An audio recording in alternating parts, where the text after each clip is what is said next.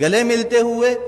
اور کھانسی نزلے زکام والے کو نماز میں کھڑے ہوا دیکھا، نماز یہاں سے چھوڑ کر مسجد سے اس کو میں باہر نکال کر پھر نماز پڑھاؤں گا، ورنہ نماز نہیں پڑھاؤں گا۔ آپ لوگ احتیاط ہی نہیں کر رہے ہیں، الزام ہمیں دیتے ہیں، ڈاکٹروں کو دیتے ہیں، ڈاکٹر اپنی جان جو ہے نا ان کی عذاب میں آئی ہوئی ہے، مر رہے ہیں ڈاکٹر، ان کو وینٹیلیٹر نہیں مل رہے ہیں۔ آپ لوگوں نے کھیل بنایا ہوا ہے کرونا کو۔ بھائی یہ کرونا ختم ہونے والی چیز نہیں ہے، 5 سال تک ختم نہیں ہوگا، یہ آپ کو میں بتا دوں، لکھ کر دے رہا ہوں میں آپ کو، یہ چلے گا ایسے ہی۔ جب آپ سبزی کی دکان پر جا سکتے ہیں، آپ سپر مارکیٹ جا سکتے ہیں، مسجد بھی آئیں، جمعہ پڑھیں، نماز پڑھیں، ڈسٹینس ختم کریں، نماز کے فوراً بعد ڈسٹینس پیدا کر لیں۔ سنت نفل پڑھنی ہے، پیچھے چلے جائیں، جگہ بدل لیں، اسی جگہ پر نماز نہ پڑھیں دوبارہ۔ یہ ایک کام تو یہ کریں، ہاتھ نہ ملائیں، ماسک کا استعمال لازمی کریں، ہر کوئی اپنے پاس رکھے، باہر سے لگا کر آئے، نماز پڑھتے ہوئے اگر کسی کو اتارنا ہے تو اتار لے، لیکن نماز سے پہلے یا نماز کے بعد اگر آپس میں سامنے کھڑے ہوئے بات کرنے ہیں، بغیر ماسک کے کوئی بات نہیں کرے گا۔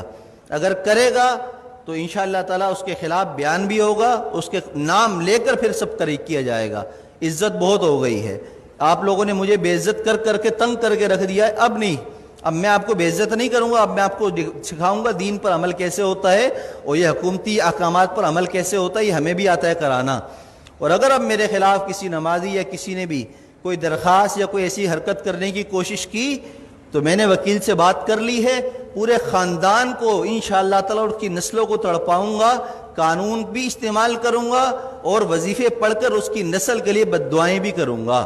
اس لیے کہ میں بہت تنگ آ چکا ہوں آپ لوگوں کی ان حرکتوں کی وجہ سے۔ 3 مہینے ہو گئے مجھے برداشت کرتے ہوئے، بد احتیاطی ختم کرنے کا نام کوئی نہیں لے رہا، بس ٹائم پر ٹک ٹک ٹک ٹک اذان، ٹک ٹک ٹک ٹک اذان۔ ابے پرہیز تو کرو، جو ڈاکٹر کہہ رہے ہیں وہ تو کرو، جو علماء کہہ رہے ہیں وہ تو کرو، اپنے باپ کی بات مانتے نہیں ہو، مولویوں پر انگلی اٹھاتے ہو، شرم نہیں ہے تم لوگوں کے اندر۔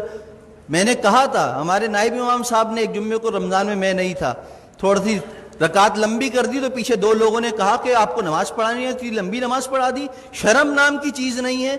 امام کو ایسے کہتے ہو؟ پورا زندگی جس نے قرآن پڑھنے میں، علم حاصل کرنے میں لگا دی، تمہاری نماز پڑھاتا ہے، اس کو تم کہتے ہو نماز پڑھانی نہیں آتی؟ تمہیں تو طہارت اور غسل نہیں آتا، کیسے پیشاب کرنے کے بعد قطرے پاک کرتے ہیں اس کا طریقہ تمہیں نہیں آتا، پانی نہ ہو تو تم مولویوں کو سکھاتے ہو، اماموں کو سکھاتے ہو۔ خدا کے لیے ہاتھ جوڑ کر میں کہہ رہا ہوں، میں وزیر اعلیٰ نہیں ہوں